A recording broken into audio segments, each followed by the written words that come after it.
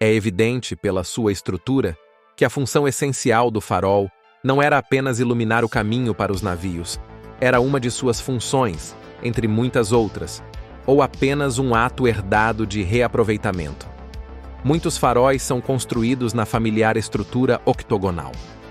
Muitos têm listras vermelhas e brancas, indicativas de estações de energia. Muitos ainda têm suas antenas apontando e elas estavam situadas ao lado da água. É óbvio que eles tiveram um papel semelhante ao de muitas das estações de energia do mundo antigo, ponto que encontramos reaproveitadas e renomeadas por todo o nosso reino. Farol Lindau, na Alemanha, é um exemplo fascinante. Vemos todos os dentilhões e orifícios familiares sugerindo manipulação de vibração e frequência. Vamos à cúpula octogonal. Eles substituíram a antena original com o lixo do Novo Mundo. Estranhamente, a estrutura tem um relógio e, embora os do mundo antigo fizessem os relógios mais avançados que já vimos, a presença de um mostrador do relógio aqui parece supérflua. Talvez os abundantes demonstradores de relógios que vemos em muitas das estruturas e torres do mundo antigo sejam, na verdade, medidores de vapor adaptados que costumavam estar presentes para medir a pressão da água energética. O design intrincado e complexo desses faróis teria sido um feito de engenharia para aqueles do século XIX e seus predecessores, exceto aqueles que vieram antes do século XIX, eram tecnologicamente avançados, o que está claro que eram. O papel do mercúrio na rotação da lente é um exemplo sutil de reaproveitamento. É muito provável que o complexo aparato no topo desses faróis tenha sido modificado como lentes iluminadas durante a grande reinicialização, e o que existia antes operava para extrair energia etérea durante a maior parte do século XX. Queimadores a gás e óleo foram usados como fontes de luz nessas estruturas. E ainda, olhe para o tamanho de algumas dessas lentes. Veja a complexidade dos designs. Iluminação doméstica a gás e óleo? Acho que não. A história do farol é de extrema importância. Por quê? 1. Fornece evidências da presença de mercúrio em algum tipo de aparato diretamente localizado em uma cúpula, no mesmo lugar que vemos vazio em muitas estruturas hoje. E 2. Porque a presença de mercúrio aqui era para permitir que as lentes gerassem e rotacionassem mais facilmente. Isso é muito interessante porque veja o que acontece quando você aplica magnetismo e eletricidade ao mercúrio.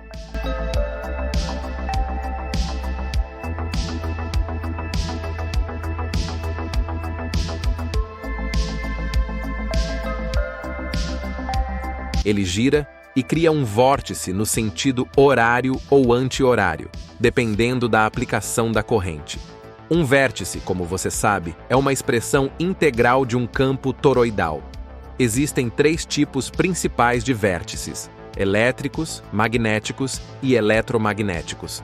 Além do potencial do eletromagnetismo de Mercúrio e sua suscetibilidade para formar um vórtice, quando submetido à influência da corrente, a água prateada também tem outra aplicação não reconhecida.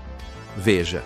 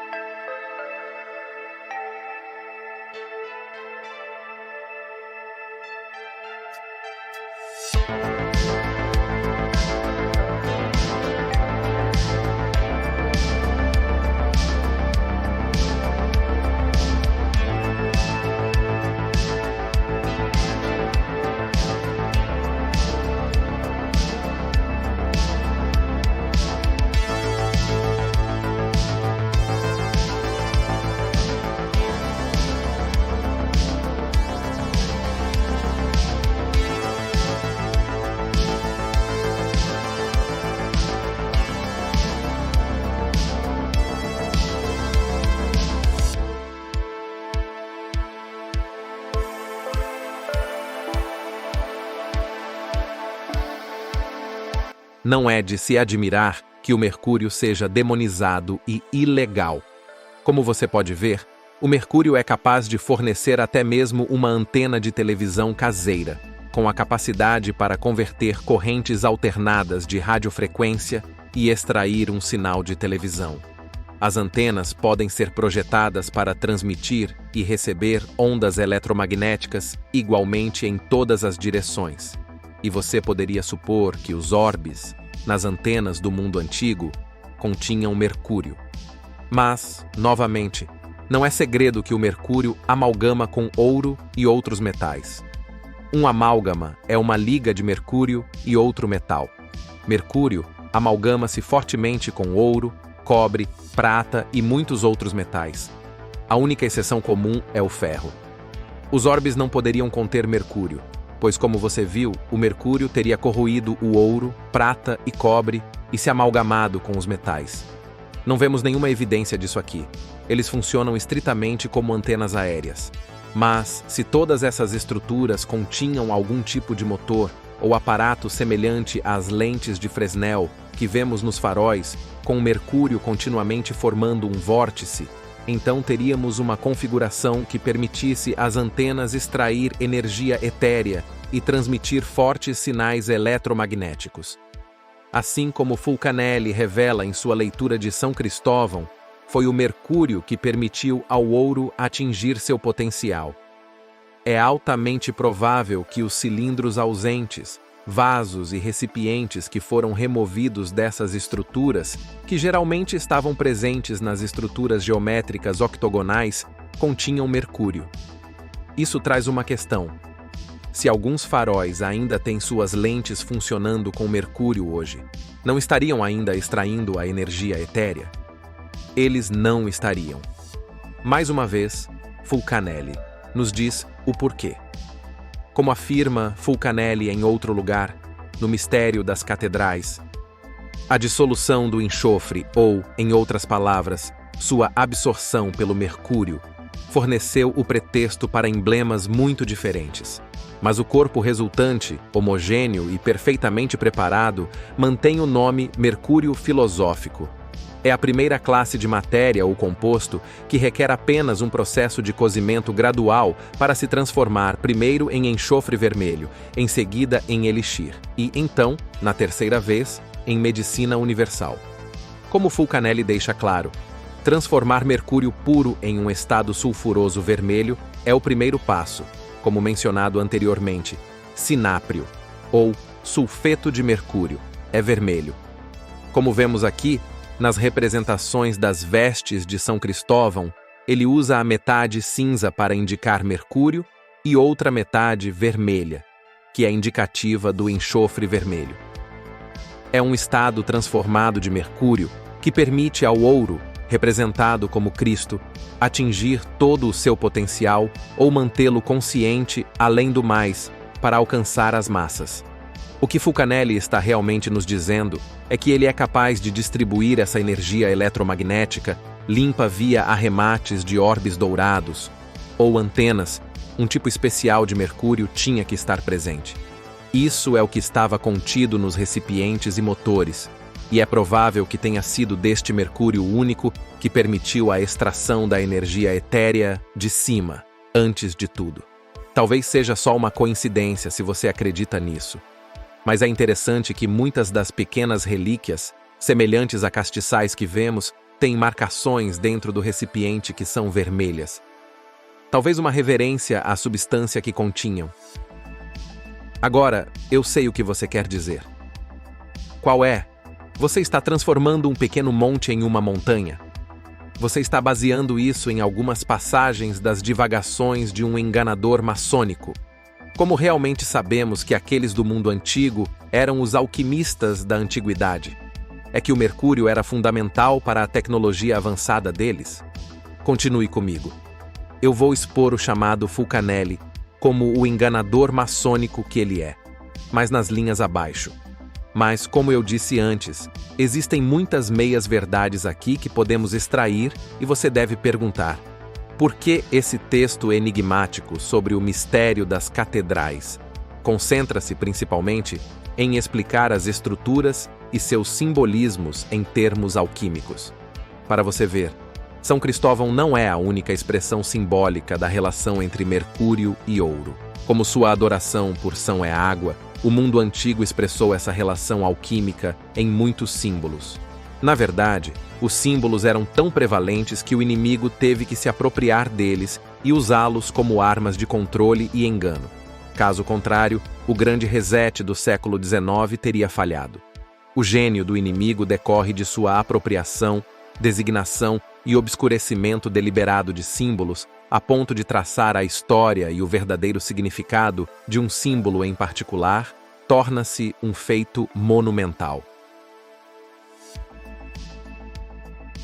A abundância de leões e águias que vemos em todo o mundo antigo, principalmente na forma de estátuas, relaciona-se com os elementos de ouro e mercúrio. Como Fulcanelli afirma, o leão é o símbolo de ouro. Representa uma força terrestre e fixa, enquanto a águia representa a força aérea e volátil, ou o mercúrio. Quando os dois campeões se juntam, eles atacam, se repelem e se separam com energia, até que os antagonistas se tornem um só corpo, ou mercúrio animado. A fusão do ouro fixo e do mercúrio volátil cria o grifo, no qual o leão, ou ouro, representa o fixo, parte básica do compasso, que, em contato com a volatilidade adversa, perde a melhor parte de si. A parte caracterizada é forma, ou seja, na linguagem hieroglífica, a cabeça. Assim como o leão e a águia, vemos o grifo em todos os lugares no mundo antigo. Como São Cristóvão, o grifo é um símbolo da mistura alquímica. É a combinação de mercúrio e ouro que impulsionou a tecnologia do mundo antigo. A associação simbólica de animais e bestas com alquímia foi erradicada da história, principalmente devido à apropriação desses animais como símbolos heráldicos da realeza e nobreza. Estes são os animais que adornam os selos imperiais nacionais, como vemos atribuídos ao Império Romano, ao Império Britânico, aos Estados Unidos e assim por diante. Um ato de dominação pós-colonial sobre o mundo antigo. A apropriação de seu simbolismo e erradicação de sua história através da narrativa falsificada. Além da simbologia química, alquímica e cosmológica usadas para representar o mercúrio, é imediatamente reconhecível pela fusão de dois dos símbolos mais usados ao longo da história e cultura, que são a cruz e a lua crescente. É amplamente reconhecido que, em um ponto, todo o simbolismo religioso, anterior ao seu uso religioso atual e aplicação, pertenceu a outra cultura e representou algo diferente durante diferentes eras históricas. Mas só porque isso é declarado abertamente, não significa que faça sentido. Nossos ancestrais históricos e seus próprios ancestrais históricos eram realmente tão pouco inspirados que já precisavam reciclar ou restabelecer símbolos, ou não estamos sendo informados a verdade? Uma vez a fusão do simbolismo cristão e islâmico é culturalmente tão prevalente em nosso reino que, após uma inspeção mais próxima, começa a aparecer bastante absurda. Se quisermos acreditar na narrativa histórica oficial, ou seja, se acreditarmos na narrativa das cruzadas e das guerras otomanas, de Habsburgo da guerra contínua entre o Ocidente e o Oriente, então, a presença do simbolismo crescente exibido em muitos dos chamados brasões e cristais europeus medievais de fato não faz sentido. Não faz.